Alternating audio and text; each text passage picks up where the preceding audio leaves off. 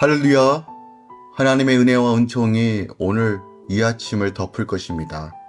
우리의 삶을 인도할 것이며 거룩한 주의 보혈이 우리를 새롭게 할 것입니다. 성령님께서 우리를 가르치시고 선한 길로 인도해 주실 것입니다. 주의 군사들이 주님을 의지하고 주를 바라보며 믿음을 결단하고 말씀에 순종할 때 하나님의 통치와 다스림이 우리 삶 가운데 충만하게 임할 것입니다. 함께 믿음으로 걸어가며 오늘 함께 말씀과 기도로 나아갑시다. 10월 16일 월요일 아침 예배 성삼위 하나님께 올려드립니다. 오늘 하나님의 말씀은 민수기 21장 21절부터 35절까지입니다. 민수기 21장 21절부터 35절까지입니다. 이스라엘이 아모리 왕 시온에게 사신을 보내어 이르되 우리에게 당신의 땅을 지나가게 하소서. 우리가 밭에든지 포도원에든지 들어가지 아니하며 우물물도 마시지 아니하고 당신의 지경에서 다 나가기까지 왕의 큰 길로만 지나가리이다 하나.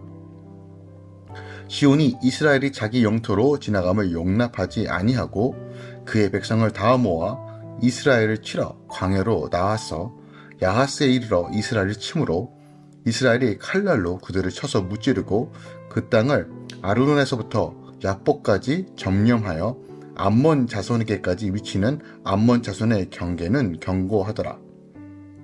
이스라엘이 이같이 그 모든 성읍을 빼앗고 그 아모리인의 모든 성읍 헤스본과 그 모든 촌락에 거주하였으니 헤스본은 아모리인의 왕 시온의 도성이라.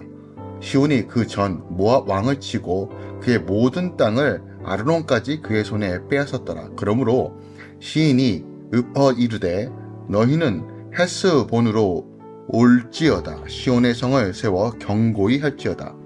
헤스본에서 불이 나오면 시온의 성에서 화염이 나와서 모압의 아르를 삼키며 아르논 높은 곳의 주인을 멸하였도다.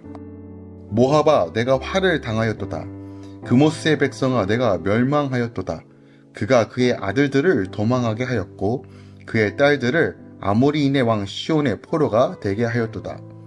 우리가 그들에 쏘아서 헤스본을 디본까지 멸하였고 메드바에 가까운 노바까지 황폐하게 하였도다 하였더라. 이스라엘이 아모리인의 땅에 거주하였더니 모세가 또 사람을 보내어 야세를 정탐하게 하고 그 촌락들을 빼앗고 그곳에 있던 아모리인을 몰아내었더라. 그들이 돌이켜 바산길로 올라가매 바산 왕 옥이 그의 백성을 다 거느리고 나와서 그들을 맞아 에드레이에서 싸우려 하는지라. 여호와께서 모세에게 이르시되 그를 두려워하지 말라. 내가 그와 그의 백성과 그의 땅을 내 손에 넘겼나니 너는 헤스본에 거주하던 아모리인의 왕 시온에게 행한 것 같이 그에게도 행할지니라. 이에 그와 그의 아들들과 그의 백성을 다 쳐서 한 사람도 남기지 아니하고 그의 땅을 점령하였더라. 아멘. 하나님의 말씀입니다. 아모리 왕 시온이 이스라엘의 지나감을 용납하지 않고 이스라엘을 치므로 이스라엘이 그들을 쳐서 그 땅을 점령하죠. 이스라엘은 모함을 쳤던 아모리인들을 멸한 뒤에 이 사건을 노래합니다. 그 후에 바산 왕 옥이 이스라엘과 싸우려 하자 모세는 여호와의 약속대로 바산 백성을 다 치고 그 땅을 점령합니다. 오늘 본문은 가데스의 재집결로부터 모세의 신명기 설교가 있는 모압 평지까지의 그 행군 중에 일어났던 사건들이 기록하고 있어요. 어저께는 그 불변 사건이 기록되어 있죠. 아라바 광야에서부터 비스가산까지의 여정을 보여주고 있는 10절부터 20절 이후에 이스라엘이 이제 모압 평지에 머물고 있을 때 이스라엘을 대적한 아모리 족속 헤스본 왕 시온을 쳐서 격파하고 이에 또 다른 아모리 족속인 바산 왕 옥을 쳐서 격파한 사실을 보여주고 있는 것이 오늘 본문의 내용입니다. 이 두 아모리인의 왕국이 이스라엘의 일에 격파되었다는 것은 창세기 15장 21절과 48장 22절의 예언의 성취라고도 우리가 볼 수 있는 것입니다. 자, 오늘 이 전쟁 그리고 승리케 하신 하나님, 이 본문을 통해서 우리가 무엇을 보고 다시 한번 붙잡아야 할까요? 우리가 주목해야 될 것은 하나님 보시기에 우리 삶 가운데 반드시 진멸하고 처리해야 될 것이 있음을 우리에게 가르쳐주고 있는 것입니다. 이스라엘이 아모리 족속 헤스본 왕 시혼과 바산 왕 옥의 군대와 싸워 그들 족속들을 남김없이 진멸하는 장면이 나와요. 그러니까 이스라엘은 에돔이나 모압과의 전쟁은 피하였지만 아모리 족속들과의 전쟁에서는 지체 없이 전쟁을 벌입니다. 헤스본과 바산의 군대는 결코 가볍게 볼 수 없는 강한 군대였어요. 하지만 하나님 눈에 보기에는 반드시 진멸되어야 할 대상이었습니까? 왜 그러냐면 이 아모리 족속은 장차 이스라엘 백성들이 거할 가나안 땅에 있는 족속들이기 때문입니다. 하나님은 가나안 땅에 있는 족속들을 진멸하라고 이미 명령하셨기 때문에 그 연장 안에서 이 아모리 족속을 진멸하신 것입니다. 하나님께서 가나안 땅에 있는 족속들을 진멸하라고 했던 본질적인 이유는 그들이 이스라엘 백성들의 가시가 되고 이들이 하나님을 떠나 우상을 섬길 수 있는 것을 제공하기 때문에 이미 그 싹을 잘라내기 위하여 그들을 진멸하라고 말씀하시며, 더 나아가 이스라엘 백성들이 정결되고 거룩한 삶을 통해서 오직 하나님만 바라볼 수 있도록 하시기 위하여 이런 조치를 내리셨다는 겁니다. 즉, 재해의 원인은 미리 제거하는 것이 지혜로운 것이다 라는 것을 우리에게 가르쳐주고 있습니다. 하나님께서는 다른 어떤 것이 희생된다 할지라도 그의 백성들이 거룩하고 깨끗하게 사는 것을 더 중요하게 여기십니다. 하나님 백성들이 더럽혀져 재해에 노출되고 죄를 짓는 것에 대한 그 어떤 가능성도 하나님은 단호하게 척결하길 원하시는 것이에요. 안타깝게도 죄의 가능성에 대하여 단호하게 대처해야 함에도 불구하고 우리의 모습을 보면 무지함으로 또는 나약함으로 때론 나태함으로 죄에 대해서 너무 쉽게 생각하는 경향들이 있다는 것입니다. 단호하게 말씀드립니다. 죄의 통로와 죄의 틈이 열리면 그것이 나뿐만이 아니라 내 삶의 주위에서도 주의 영이 아닌 사단이 역사한다는 것입니다. 사단은 우리를 미혹시키고 믿음을 갉아먹으며 하나님께로 분리시키고 죄를 통해서 하나님의 보좌 앞으로 나아가지 못하도록 끊임없이 방해하는 요소입니다. 그러므로 우리가 죄에 쌌은 모양이라도 끊어내는 것이 지혜로운 것입니다. 우리의 말과 행동 가운데 오직 성령의 인도하심을 받길 사모하십시오. 그리고 내 안의 죄의 속성들과 죄가 무엇인지 드러났다면 과감하게 도망가시고 잘라내는 것이 지혜롭고 거룩한 삶을 살아가는 원칙이라는 것을 우리가 기억하기 원합니다.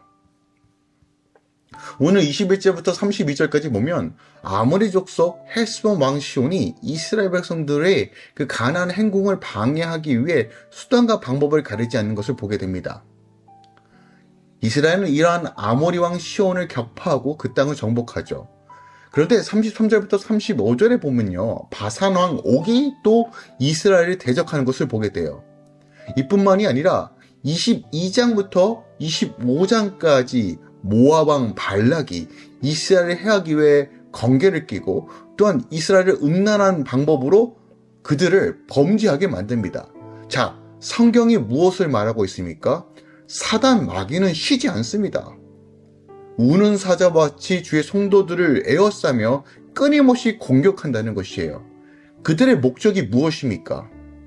믿음을 갉아먹고 하나님을 바라보지 못하도록 하는 것입니다.